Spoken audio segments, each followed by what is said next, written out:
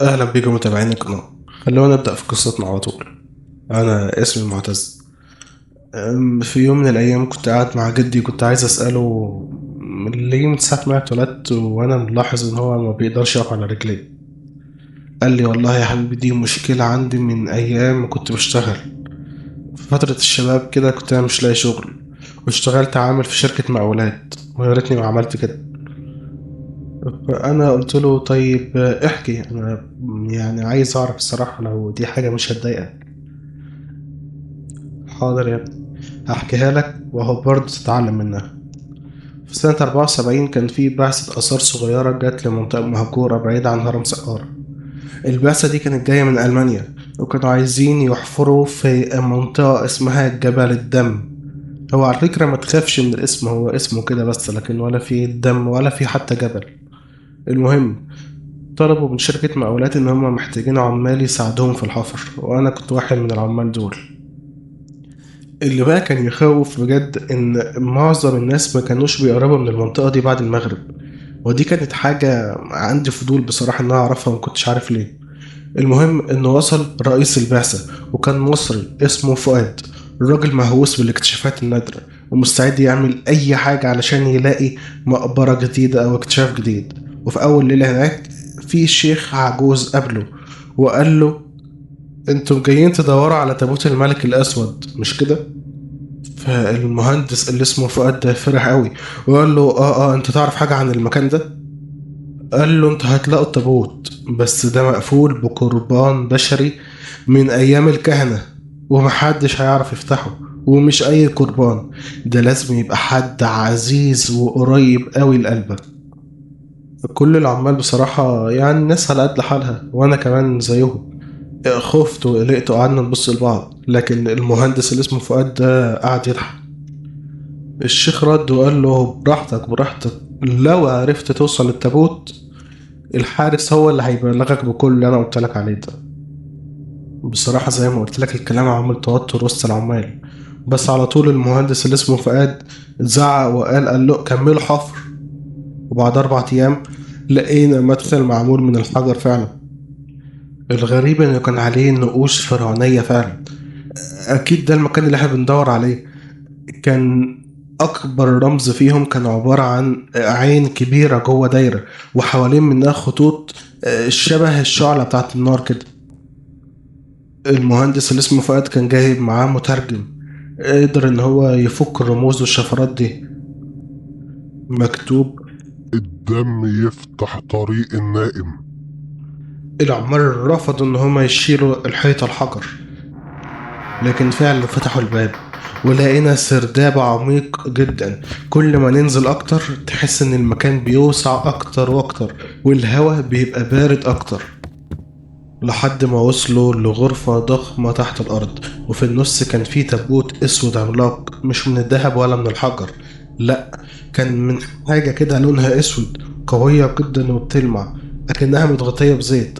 والأغرب إن كان حوالين التابوت مجاري صغيرة جدا، أكن في مية ممكن تمشي فيها، متجهة كلها ناحية التابوت.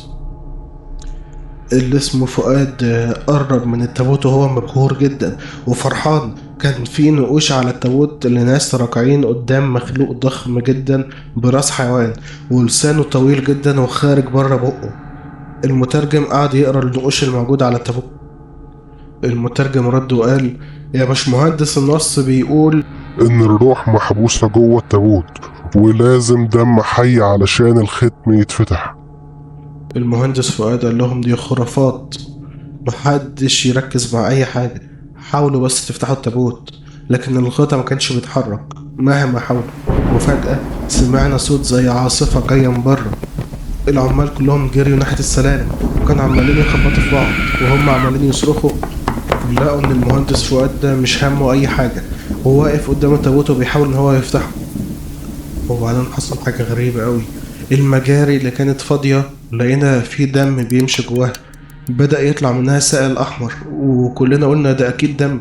العمال فوق سمعوا صرخة كبيرة جدا، ولما نزلنا تاني شفنا المهندس اللي اسمه فؤاد واقع على الأرض، وجنب منه عامل رقبته عمالة تطلع دم، وهو كان قاعد جنب منه فرحان باللي بيحصل. لغاية ما المجاري كلها اتملت دم. الدم بتاعه فضل ماشي في المجاري لحد التابوت على طول. وأول ما الدم وصل للغطا، الأوضة كلها بدأت تتهز، والحجر اللي كان تقيل اللي محطوط فوق التابوت بدأ إن هو يتفتح لوحده. فؤاد رجع لورا وبدأ يخاف لأول مرة، وريحة عفن ملت المكان كله. وبعدين طلعت إيد سودة طويلة ليها ضوافر شبه المخالب، إيد مش طبيعية. المترجم اللي معاه بدأ يقرأ قرآن، وكل العمال قعدوا يجروا ويخبطوا في بعض. لكن الصوت اللي طلع من التابوت خلى الكل يسكت مكانه.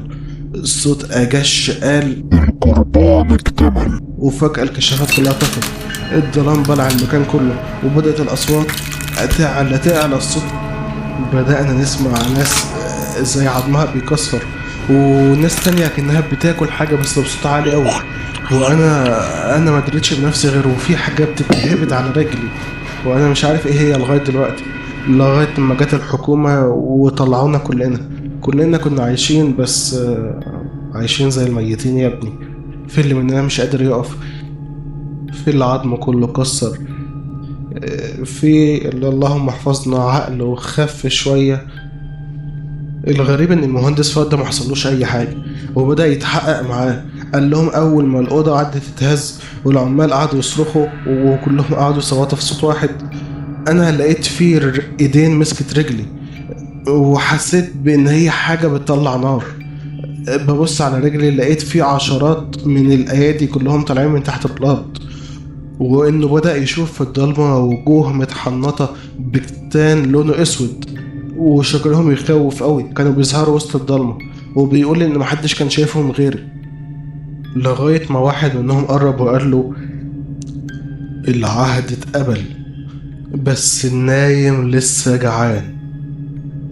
فجأة في مخلوق خرج من التابوت، كان شبه الإنسان جدا، عيونه بيضة بالكامل. في وسط صدره كان في تجويف قوي جدا أكن قلبه مش موجود. المخلوق رفع راسه ببطء وبص للمهندس فؤاد وقال له: هاتوا الباقي. زي ما قلت لك يا ابني إن الحكومة هي اللي طلعتنا، بس هي ما طلعتناش من السرداب اللي احنا نزلنا فيه، لأ، دول لقونا كلنا مرميين على الوش على الصحراء كده حوالين المخيمات بتاعتنا. والخيم كانت مخلوعة أكن كان في عاصفة هنا، والمعدات بتاعتنا كلها متكسرة، ومحدش بقى فاهم حاجة، ومحدش لاقي السرداب تاني أصلا. والحفرة اللي احنا حفرناها مردومة أكننا ما جيناش ناحية المكان ده خالص. ومفيش حد في الحكومة كان مصدقنا. الحكومة قفلت القضية خالص ومنعت إن أي حد يروح هناك. لكن القصة مخلصتش على كده. بعديها بشهر كامل لقوا ان المهندس اللي اسمه فؤاد ده ميت. بس قبل ما يموت بيوم واحد خبط على حد من الجيران واداله الملف ده، وقال له: انا لو جرى لي اي حاجة افتح الملف. الشاب ده كان اسمه كريم، واللي ما بلغش المباحث بالملف اللي موجود معاه. بدأ ان هو يفتح الملفات، لكن هو فتحها من الاخر للاول. اخر ورقة كان مكتوب فيها بخط مهزوز قوي: التابوت لم يغلق بالكامل، القربان الأول لم يكن كافيا. قلب كريم قعد يدق بسرعة قوي، لكنه اعتبر ان الموضوع مجرد قصة رعب او ان القصة مش حقيقية. ولكن في اخر الملف كان في خريطة مرسومة عليها بايد بترتعش مكان المقبرة. تاني يوم كريم قرر انه يجمع 2 من صحابه يروحوا المكان ده، جايز القصة دي تبقى حقيقية. اول صاحب ليه كان اسمه سامح وكان بيشتغل مصور، وتاني واحد كان اسمه مازن وكان بيدرس في كلية آثار. وقرروا إن هما يسافروا للمكان اللي فيه المشكلة. الرحلة خدت ساعات طويلة، والشباب طول ما هما ماشيين عمالين يضحكوا ويهزروا لغاية ما وصلوا للمكان اللي فيه القصة، وسط الصحراء عند جبل الدم، قبل المغرب بحوالي ساعة. أول ما نزلوا من العربية الهوا كان ساكن قوي بشكل غريب. لاحظوا كمان ان مفيش اي صوت خالص، مفيش صوت طيور، مفيش صوت بني ادمين جاي من بعيد. واحد من صحابه قال له المكان ده شكله متفصل علشان يتعمل فيه قصة رعب. لكن لاحظوا ان مازن صاحبهم كان مركز قوي في الجبل، وقال لهم بصوت واطي: انا حاسس ان حد بيراقبنا. المهم نصبوا الخيمة بتاعتهم، ومع دخول الليل بدأوا يسمعوا الصوت الدق، نفس الصوت اللي كان مكتوب في التقرير. كريم حاول يقنع نفسه ان ده مجرد صوت الصخور او هواء عمالة تخبط في الجبل، لكن لاحظ ان الصوت ده منتظم قوي، كأن حد بيخبط من جوه شيء مقفول او مشغل سماعات لصوت ثابت. وفي نص الليل سامح صحي مفزوع وهو بيصرخ. كريم جري عليه لقاه بيشاور ناحية الجبل ورقبته كلها عرق. انا شفتهم. كريم مسكه قال شفت مين؟ سامح كان بيرتعش. قال له الناس لابسه اسود واقفين فوق الجبل وبيبصوا علينا. خرجوا من الخيام كلهم بسرعه للمكان الفاضي ده. مازن قال لهم بعصبيه احنا لازم نمشي وكفايه قوي لغايه كده، لكن كريم رفض. احنا قربنا قوي، احنا بنكتشف حاجه التاريخ كله هيكتب اسامينا بسببها. أول ما ضوء الشمس بدأ يظهر بدأوا يدوروا على مدخل المقبرة، وبعد ساعات لقوا نفسهم قدام باب حجري المدفون نصه في الرمل. العين المنحوتة كانت لسه موجودة، لكن دلوقتي كان في خطوط حمر حوالين منها كأنها مرسومة جديد. مازن بدأ يخاف. ازاي النقش ده شكله جديد أوي كده، وازاي اللون الأحمر ده بيلمع أكنه لسه جديد. كريم قال لهم تعالوا نحاول نفتح الباب. وبعد تعب طويل الحجر اتحرك. نفس الريحة القديمة طلعت تاني، ريحة عفن. نزلوا السرداب بالكشافات، ولما وصلوا لآخر السلالم لقوا الغرفة اللي فيها التابوت. اتجمدوا مكانهم. التابوت كان اسود، ما كانش مقفول بالكامل، كان فيه فتحة صغيرة. من الفتحة دي كان فيه صوت بيطلع منها اكيد كان في حد نايم والفتحة دي علشان يتنفس منها. سامح رجع لورا بخوف وقال لا احنا لازم نمشي من هنا، لكن كريم قرب اكتر وهو بيطمنه، وفجأة لاحظ حاجة على الارض. آثار أقدام كتير قوي، أكن في ناس كتير قوي غيرهم موجودين هنا. كمان بدأ يلاحظ إن في إيد طلعت من جنب التابوت لحد جدار الغرفة، كأن في شخص تاني بيحاول يطلع من تحت الأرض. لكنهم قعدوا يسمعوا أصوات كتير قوي، أصوات ناس كتير بتتكلم مع بعض بلغة قديمة جدا محدش فاهم منها حاجة. السمح بدأ يعيط ويقول لهم لا لا خلاص على كده احنا لازم نطلع حالا. لكن ظهر نفس الشخص تاني الملفوف بالكتان الأسود وقال القربان التاني. قعدت الأصوات تعلى أكتر أكتر أكتر. كريم ومازن قعدوا يصرخوا وحاولوا إن هما يجروا على السلم. وفجأة قعدوا يسمعوا الصوت أكن حد عظمه بيتكسر وراهم. أيوة ده كان صوت سامح.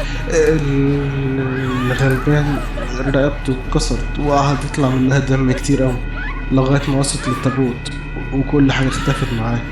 وطلعوا هما يجروا على السلم لغاية ما وصلوا للباب الحجري وطلعوا يجروا منه، لكن اكتشفوا ان هم خسروا صاحب عمرهم سامح. السامح لسه تحت، وطبعا هم عارفين هو حصل فيه ايه، ما بقوش عارفين الغلبان كان ذنبه ايه. كريم قعد يعيط. يا ريتني ما خدت الملف الاسود، يا ريتني ما خدت الملف الاسود، ده كان يوم اسود.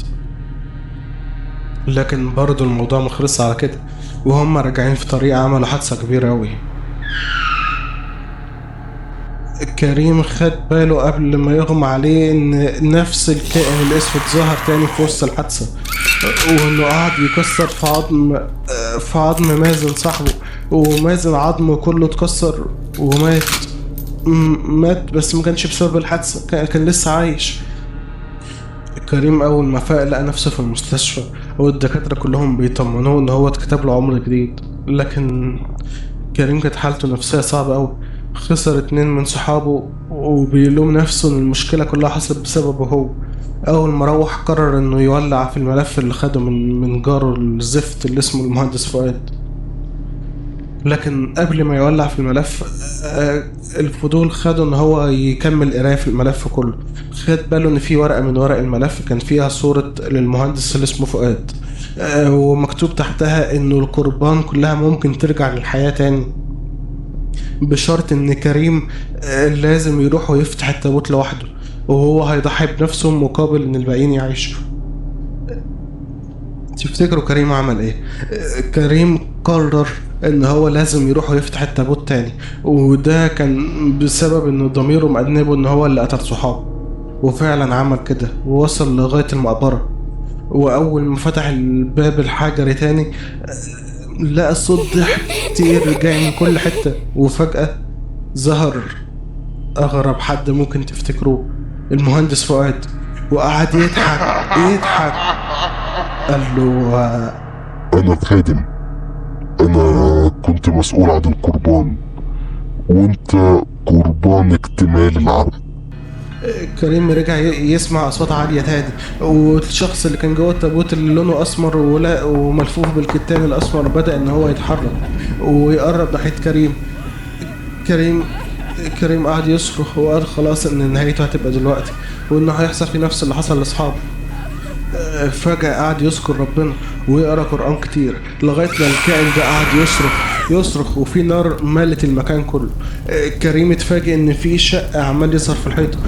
كريم قعد يحاول ان هو يعدي من الشق ده لغاية ما عدى فعلا، واتفاجئ ان الشق ده بيطلع على سلم تاني بيودي لنهاية نفس السلم.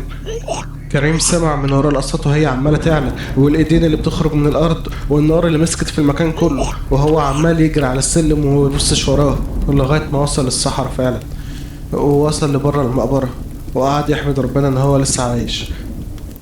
لكن فجأة سمع من وراه صوت بيقول العهد لم يكتمل. كريم بقى مفزوع من اللي بيسمعه، لكن أول ما روح بيته قرر إنه يكتب قصته ويكتب كل اللي حصل معاه ده، وسمى القصة لعنة تابوت الملك الأسود. بعد فترة أهله قال إن هو تغيب عن البيت وإنه ما جاش البيت بقاله أكتر من يومين، وعملوا زي محضر في الاسم وبدأت الحكومة إن هي تدور عليه، لغاية ما بعد أسبوع لقوا الغلبان سايح في دمه في الصحراء، وتقدم هو القربان الأخير.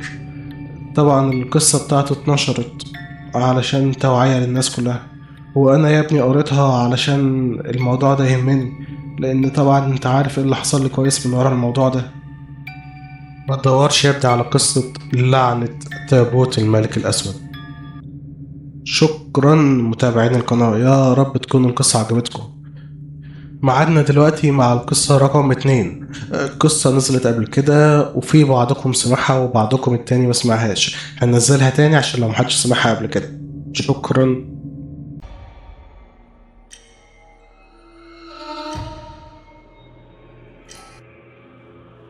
اهلا بكم متابعين القناة.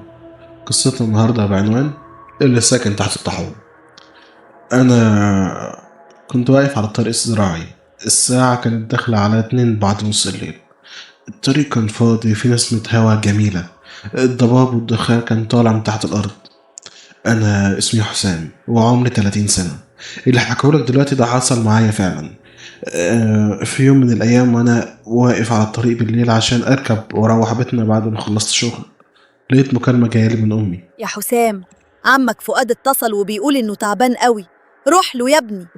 بصراحة أنا يعني ما كنتش قلقان على عمي أوي، لأن أنا أصلا ما شفتوش طول حياتي غير مرة أو مرتين، وده كان بسبب هو على فكرة. هو كان انطوائي جدا، ما كانش بيحب يتكلم مع الناس، حتى كل قرايبنا قالوا إن هما ما بيشوفوش كتير، بس جيرانه كانوا بيقولوا عنه كلام غريب جدا. خليني الأول أفهمك حاجة. عمي ده كان وارث من جده طاحونة دقيق. الطاحونة دي عمرها فوق 100 سنة، كانت مبنية على أرض مباني ورا البيت بتاعه على طول. الطاحونة دي اتعرض عليه ملايين علشان يبيع الأرض بتاعتها، وهو أبدا مش هبيع، يعني مش هبيع، وإن هو مصمم على الأرض دي ومصمم على الطاحونة اللي مبنية عليه، رغم إن هي ما عادتش شغالة. يعني خلاص الطواحين القديمة دي الإنتاج بتاعها ضعيف جدا وما عادش حد بيعتمد عليه، وهو نفسه ما كانش مشغلها، لدرجة إنه آخر 20 سنة هي ما اشتغلتش على مر. بس هعمل ايه، هو برضو قريبي يعني ولازم ان انا اروح اطمن عليه. وفعلا بدل ما اركب عشان اروح بيتي ركبت ورحت على البلد اللي هو ساكن فيه. وصلت البلد قبل الفجر بساعة. عايز اقول لكم ان بيت عمي كان في اخر البلد جنب الترعة على طول. بيت قديم مبني من دور واحد، مبني من الطوب الاحمر، والسقف بتاعه من الخشب ومتاكل، ويعني بيت حالته صعبة جدا. معرفش ايه اللي مخلي عمي متمسك بالبيت وبالطاحونة وبالأرض بتاعته رغم ان هو ممكن يعيش ملك. المهم قعدت اخبط على الباب، محدش بيفتح. الباب اصلا كان يعني خشب وضعيف ومتاكل، فبصراحة خبطت الباب بايدي اتفتح معايا. دخلت لقيت الدنيا ضلمة جدا، نورت كشاف الموبايل، وهنا لقيت اللي عمري ما كنت أتوقع إن أنا هلاقيه. عمي مرمي على الأرض، عينيه مفتوحة بشكل مرعب وباصص ناحية السقف، إنما وشه كان متجمد، عليه تعابير رعب عمري ما شفته على بني آدم. قربت منه وأنا مرعوب، لكن اللي صدمني أكتر كان الحيطة مكتوب عليها بالفحم: إياك تنزل تحت الطاحونة. وقتها افتكرت كلام قديم جدا كان عمي قايل لي عليه زمان وانا صغير. كان عمي المرة او المرتين اللي شفته فيهم كان دايما بيحذرني ويقول لي: وسام، مالكش دعوة بالطاحونة حبيبي، اللي بيروح هناك مش بيشوف بابا وماما تاني. كنت اضحك، لكن دلوقتي وانا واقف جنب جثته بدأت احس ان في حاجة غلط فعلا. وفجأة سمعت صوت خطوات جاية من الأوضة جوه البيت. اتجمدت مكاني، البيت المفروض ان هو فاضي. بصيت ناحية الطرقة المظلمة بس ما لقيتش حاجة، والصوت اللي كنت سامعه وقف ثواني وبعدين سمعت نفس الصوت تاني لكن بشكل أسرع. بلعت ريقي بالعافية وناديت: مين هناك؟ مفيش رد، بس فجأة سمعت صوت همس في ودني جاي: سيبه وامشي.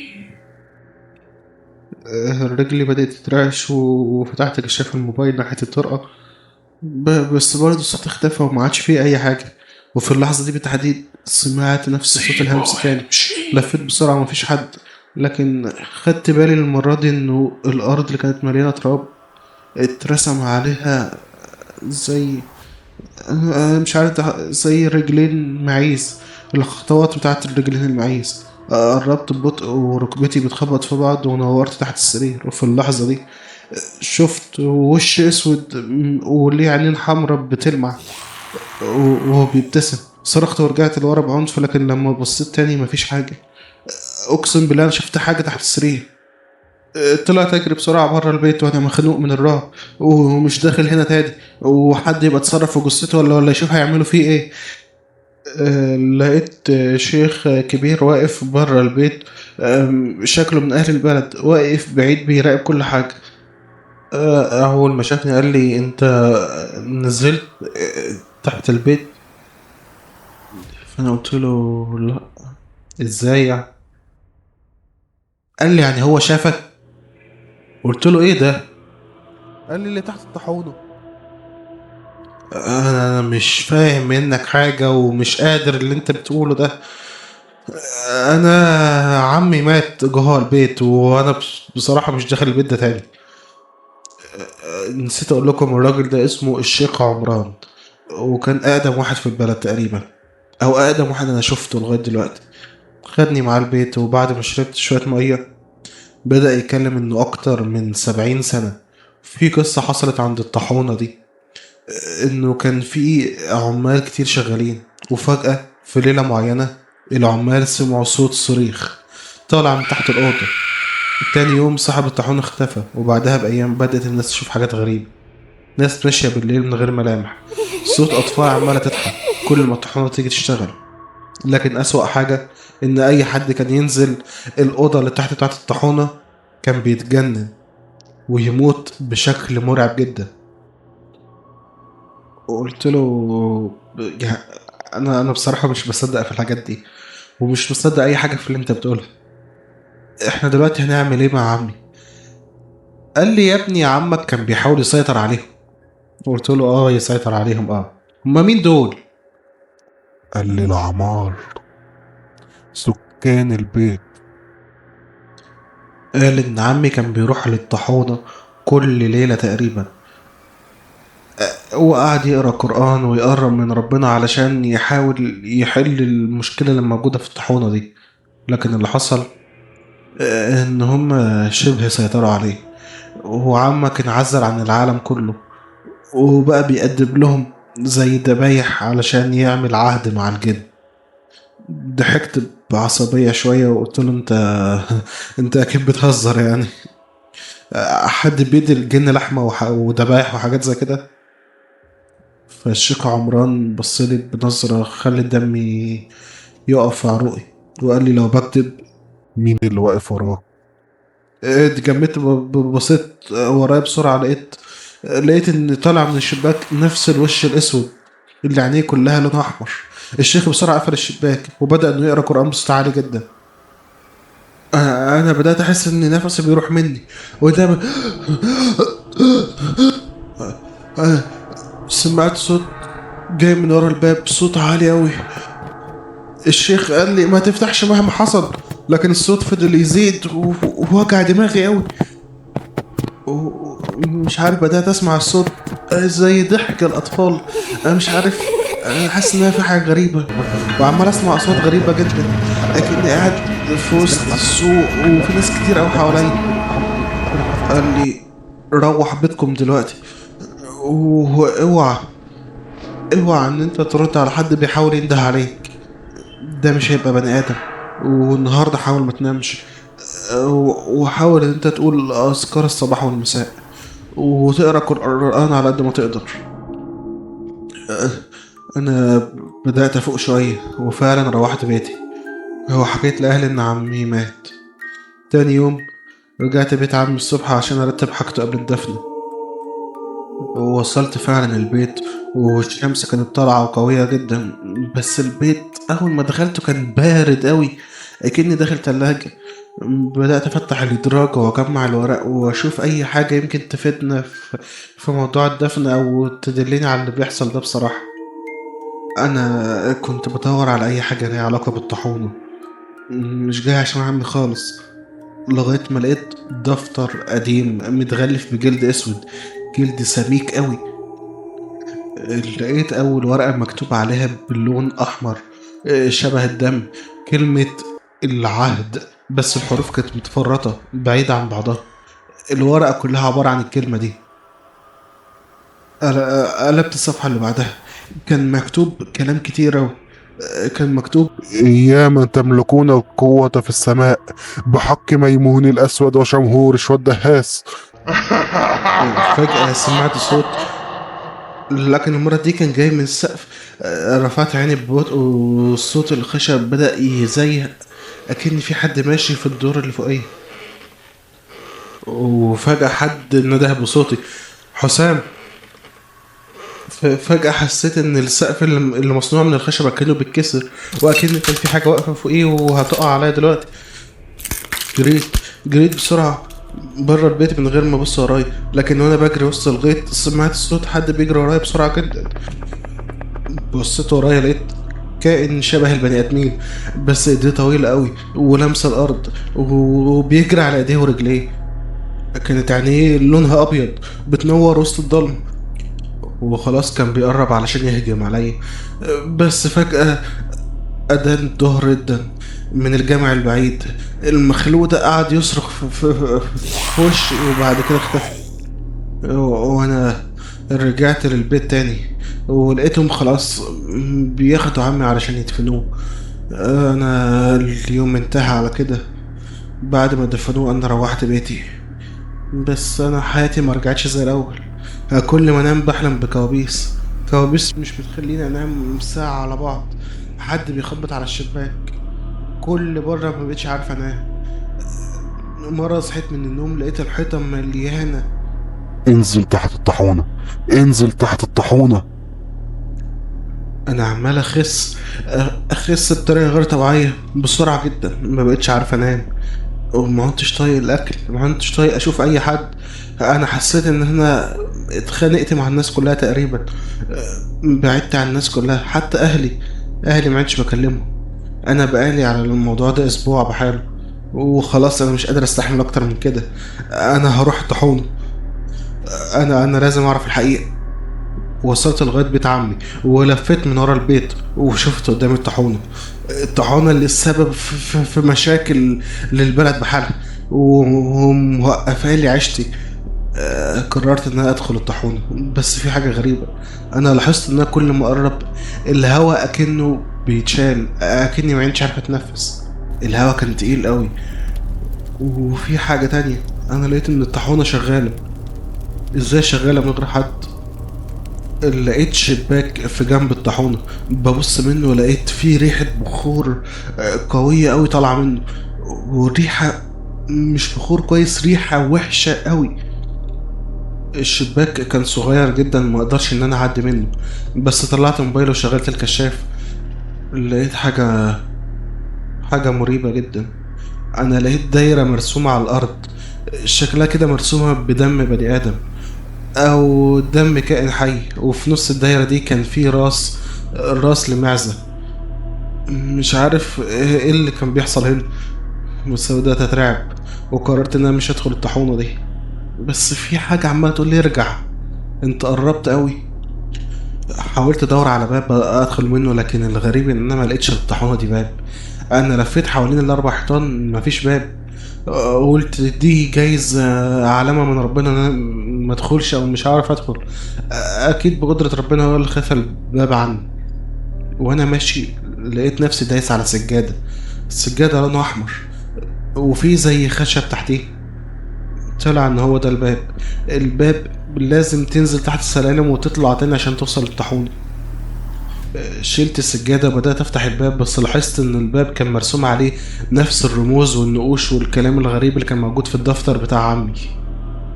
إيدي كانت بتترعش وأنا بفتح الباب، بس قدرت أفتح الباب وطلع هوا سخن قوي، وفي ريحة زي ريحة دقيق، لكن الطاحونة شغالة فعلا. نزلت على السلم، لقيت إن فعلا في زي حد شغال جوه الطاحونة، وإن الطاحونة شغالة فعلا. قعدت احاول افهم هو مين من بعيد كده. هو هو ده عمي فؤاد. انت لسه عايش راح دفنا مين؟ اتضير وبصلي، بس وشه ما كانش طبيعي، عينيه كانت سودة تماما، وبقه كان مفتوح زيادة عن اللزوم، وقال لي اتأخرت ليه يا حسام؟ وقلت له انت ميت. قعد يضحك. فجأة ببص جنبي لقيته واقف جنبي. لقيت ان هو اتحرك بسرعة غير طبيعية وبقى واقف جنب ودني وبيقول لي هما مستنيينا. انا بقيت مرعوب جدا ومش قادر ان انا اخد نفسي. بس فجأة حصل حاجة غريبة. فئران كتير ظهروا من كل ناحية وجريوا ودخلوا جوه الدايرة اللي كان عمي راسمها بالدم. وهو اول ما شافهم جري عليهم بسرعه وواقف في وسط الدايره دي، وقعد يقول كلام غريب قوي انا ما فهمتش منه حاجه. وبيقول كلام بالعربي بس بينطقه بالمعكوس، اكنه بينطق الحروف كلها معكوسه. وقعد يقول الطقوس بتاعته دي كتير قوي. وانا فكرت ان انا اجري، بس لقيت مكان السلم اللي انا نزلت منه بوابه حديد مش راضيه تفتح. حاولت بكل قوتي اني افتحها بس انا مش عارف. ببص ورايا لقيته خلص واقف ورايا. بيقول لي انت لازم تكمل العهد. وفجأة الفئران دي جريوا كلهم ناحيتي وكانوا خلاص هيطلعوا على جسمي. بس انا سمعت صوت قرآن. الصوت جاي من بعيد قوي. ايوه ده صوت الشيخ عمران. واضح انه عارف ان انا نزلت وقرر ان هو يساعدني. الكائن اللي شبه عمي ده قعد يصرخ، والفئران قعدت تجري وتخبط في بعض بسرعة، وكان شكلهم مرعب. فجأة حسيت ان في حد بيقول لي ابص ورايا. بصيت ورايا لقيت ان البوابة الحديد اختفت، ما عادتش موجودة. وسمعت صوت شيخ بيقول لي اجري يا حسام، اجري يا حسام. طلعت اجري على السلم بكل سرعة عندي وبكل قوتي. بس انا وقعت على السلم وتقريبا كده اغمى عليا ومش فاكر حاجة. صحيت تاني يوم لقيت نفسي في بيت الشيخ عمران. فتحت عيني بس حاسس ان انا مصدع جامد والدنيا بتلف بيا، والشيخ جنبي عمال يقول لي الحمد لله على السلامة يا ابني، الحمد لله على السلامة. وانا حاسس ان انا مش مركز كده. انا بقول له ايه اللي حصل؟ قال لي انت اتكتب لك عمر جديد، الحمد لله ربنا نجاك. انا هسيبك دلوقتي ترتاح وخلاص، يعني احنا مش عايزين نتكلم في الموضوع ده تاني. حسيت ان انا متعور في وشي او في زي كدمات او خبطات كده. قمت ابص في المرايه بس يا ريتني ما عملت كده. انا شفت عين عين بني ادم كبيره قوي في نص المرايه، مكتوب تحتها العهد هيكتمل. اترعبت مكاني وقررت ان انا لازم اسيب البلد خالص. في اليوم ده انا قلت لازم امشي من البلد نهائي. جمعت كل هدومي وركبت العربية. قبل المغرب كنت خلاص هطلع على الطريق، لكن لما العربية بطلت فجأة جنب الطاحونة قلبي قعد يدق بسرعة أوي. ده وقت تعطلي هنا. فجأة شفت قدامي الشيخ عمران. أنا قلبي هدي. قال لي ادخل الطاحونة المرة دي علشان تنهي العهد. ما تسمعش كلامهم. ادخل وولع في الطاحونة جوه. قلت له لا، انا مش عايز ارجع الطاحونة دي تاني. ولع انت فيه. قال لي ما هو انا مش هقدر، الباب مش هيتفتح لحد غيرك. لا انا مش داخل المكان ده تاني. يا ابني اسمع الكلام. انت هينوبك ثواب كبير اوي، هتريح البلد بحالها من اللي بيحصل. انا مش عارف اعمل ايه. انا خدت بنزين وقررت ان انا هدخل اولع في الطاحونة، لكن بعد ما فتحت الباب وبدأت انزل على السلم ببص ورايا ما لقيتش يا شيخ. ده كان تهيؤات او شيطان. وفجأة لقيت رزعة ورايا. انا لقيت كائنات غريبة اول مرة اشوفها. جريت عليا بسرعة ورموني جوه الدايرة. وفجأة ظهر عمي بشكله الطبيعي جدا، بشكله زي شكل البني ادمين بالظبط، وقعد يقول كلام غريب، كلام كتير جدا. انا خلاص، أنا لقيت ان جسمي عمال يطلع دم. انا خلاص، انا قلت انا هموت حالا. انا دي نهايتي. انا انا افتكرت ان انا كل مرة كان اللي بينجيني هو ربنا، مش صوت الشيخ ولا اي حاجة. قعدت اقول يا رب يا رب، لغاية ما لقيت صوت صراخ جاي من كل حتة، والطاحونة عمالة تولع لوحدها. انا انا في المستشفى دلوقتي. اهل البلد بيقولوا ان هم لقوا الطاحونة بتولع، وجريوا بسرعة وخدوا بالهم ان في بني ادم جوه النار ماسكة فيه، وقدروا ان هم يطلعوني. بس انا جسمي كله مليان حروق، بس الحمد لله ان انا لسه عايش. انا كتبت لكم القصة دي علشان محدش يدور في حاجة ما تخصهوش، واوعى تسلم نفسك للشيطان. انا لغاية دلوقتي حياتي متشقلبة. كل ما ابص في المراية بشوف العين، وبشوف كلمة العهد هيكتمل، وبحلم بكوابيس كلها فيها صورة عمي اللي انا مبقتش اطيقه تاني. ارجوك لو هتسمع القصة دي ادعيلي ودور على القصة الحقيقية. الساكن تحت الطاحونة.